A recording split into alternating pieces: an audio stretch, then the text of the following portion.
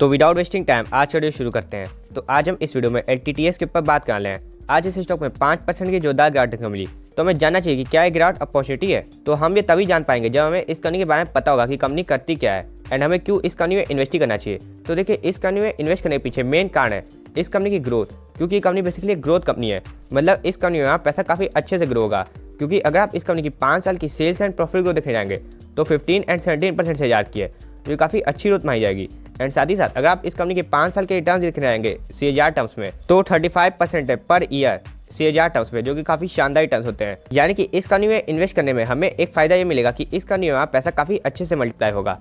And दूसरी बात, ये company basically future oriented company है। मतलब कि ये company basically product IT company है। ये कंपनी आर्टिफिशियल इंटेलिजेंस का यूज़ करके अपने प्रोडक्ट बनाती है, जिसकी डिमांड आने वाले समय में इंक्रीज होने वाली है। यानी कि इस कंपनी की डिमांड आने वाले समय में इंक्रीज होगी। तो ये था दूसरा कारण इस कंपनी में इन्वेस्ट करने का, क्योंकि फ्यूचर ब्राइट है। अब देखिए, थर्ड कारण इस कंपनी में इन्वेस्ट करने का, ये कंपनी बेसिकली L&T ग्रुप की कंपनी है, जो काफी अच्छा ग्रुप माना जाएगा, जिस पर हम ट्रस्ट करके चल सकते हैं। एंड देखिए, चौथा मेन कारण इस कंपनी में इन्वेस्ट करने का वो है इस कंपनी की वैल्यूएशन, क्योंकि अगर आप इसी डोमेन में और कंपनीज की वैल्यूएशन देखेंगे तो देखिए, सबसे पहले हम टाटा एलेक्सी की वैल्यूएशन देखते हैं, वो है 68 के आसपास।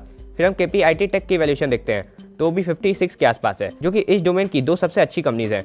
एंड वही अगर हम LTTS की बात करें तो देखिए, इस कंपनी की वैल्यूएशन इस समय 35 पे है।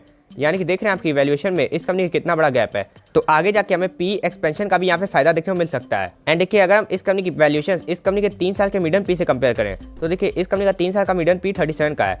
यानी कि वहाँ से BA स्टॉक इस समय थोड़ा सस्ता मिल रहा है। तो इसीलिए हमें इस कंपनी में इन्वेस्ट करके जरूर चलना है।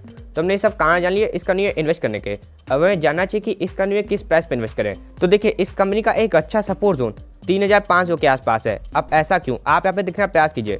जब यहाँ पे ये स्टॉक ने ब्रेकआउट दे दिया था तो देखिए, इसी सपोर्ट जोन के आसपास थोड़ा सपोर्ट लिया था। एंड फिर देखिए, एक सीन में इतनी लंबी रैली, फिर उसके बाद देखिए इतनी लंबी बड़ी गिरावट देखने को मिल रही है। अब उसके बाद क्या हुआ, उसके बाद जब इस गिरावट के बाद थोड़ा रिकवरी देखने को मिली तो देखिए, इसी सपोर्ट जोन के आसपास फिर से सपोर्ट लेने लगा। एट डी परसेंट बात करें तो फिर से अपने 3500 के सपोर्ट के आसपास ही एकदम आ गया है। तो यहाँ पे हमारी फर्स्ट इंस्टॉलमेंट लग जानी चाहिए अगर हमें इस कंपनी में इन्वेस्ट करना है तो। एंड देखिए, इस कंपनी में इतने बड़े फॉल के पीछे मेन कारण क्या है, क्योंकि देखिए, इस कंपनी को almost 75% revenue Europe and north America से आता है, जहाँ पे रिसेशन का काफी हद तक खतरा है। तो देखिए, इसी खतरे को मार्केट इस कंपनी में टाइम इन करने की कोशिश कर रहा है। एंड यही हमारे लिए एक अपॉर्चुनिटी हो जाती है इस कंपनी में एक अच्छे प्राइस में इन्वेस्ट करने की। एंड देखिए, मान लीजिए अगर आपने 3500 के आसपास पहले इन्वेस्ट कर रखा है, क्योंकि देखिए 3500 के आसपास ये स्टॉक काफी पर आ चुका है, तो आपके लिए कौन सा अच्छा लेवल मिलता है, तो आपके लिए सिंपली लेवल मिलता है 3350 का। अब ऐसा क्यों, आप यहाँ देखना प्रयास कीजिए। देखिए, रिसेंट के समय में हम बात करते हैं तो देखिए, यहाँ पे इस स्टॉक ने एक बार सपोर्ट लिया था, फिर यहाँ पे एक बार सपोर्ट लिया, फिर देखिए यहाँ पे जब ऊपर गया था, फिर देखिए यहाँ पे जब नीचे आया, फिर यहाँ पे एक बार सपोर्ट लिया था। यानी कि 3500 के बाद इस स्टॉक का एक अच्छा सपोर्ट जोन 3350 के आसपास आ रहा है। तो हमें इस प्राइस पे भी इन्वेस्ट करके चलना चाहिए। तो हमने ये 2 लेवल जान लिए इस कंपनी में इन्वेस्ट करके। वह अगर हम इस स्टॉक का RSI देखना प्रयास करें तो इस स्टॉक का RSI इस समय 45 पे है। यानी कि ये स्टॉक इस समय एक साइडवेज ट्रेंड में है। तो देखिए, अगर आप एक लॉन्ग टर्म इन्वेस्टर है तो आपके लिए एक अपॉर्चुनिटी है इस कंपनी में इन्वेस्ट करने की, क्योंकि ये स्टॉक अभी साइडवेज ट्रेंड में एंड साथ ही साथ इस स्टॉक में टॉप से अच्छा डिस्काउंट भी है। वही देखिए, अगर आप एक शॉर्ट टर्म इन्वेस्टर है तो आपको इस कंपनी में एट दी प्रेजेंट इन्वेस्ट नहीं करना है, क्योंकि देखिए, हमारा पैसा एक अपट्रेंडिंग स्टॉक में अच्छे से बनता है शॉर्ट टर्म के लिए। वहीं अगर हम इस स्टॉक की मूविंग एवरेज देखना प्रयास करें तो देखिए, एट दी प्रेजेंट ये स्टॉक ने 200 day, 100 day, 50 day and 20 day चारों मूविंग एवरेज के नीचे है। यानी कि लॉन्ग टर्म इन्वेस्टर्स के लिए यहाँ पे एक अच्छी अपॉर्चुनिटी बन चुकी है। तो हमें इस स्टॉक में एट दी प्रेजेंट एक्टिवेट हो जाना है एंड सपोर्ट जोन के आसपास इन्वेस्ट करना है, जिसके आसपास स्टॉक इस समय मिल भी रहा है। वहीं देखिए, अगर हम शॉर्ट टर्म इन्वेस्टर है तो क्योंकि ये स्टॉक ने 20 डे एंड 50 डे दोनों मूविंग एवरेज के नीचे है, तो इसीलिए हमें इस कंपनी में एट दी प्रेजेंट इन्वेस्ट नहीं करना है। वहीं अगर हम इस स्टॉक की हैकेनेसी कैंडलस्टिक देखें तो देखिए, इस स्टॉक में इतना बड़ा फियर का माहौल था, तो हमें इस फियर के माहौल में जरूर इन्वेस्ट करना है, जिसके बाद ये ग्रीड का माहौल तो हमें फायदा देता।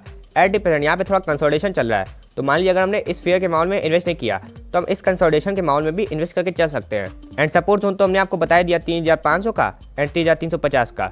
एंड देखिए, अगर हम इस कंपनी में इन्वेस्ट करते हैं तो हम इस कंपनी की अपने पोर्टफोलियो में मैक्सिमम एलोकेशन 5 to 6% की दे सकते हैं, क्योंकि काफ़ी शानदार कंपनी है।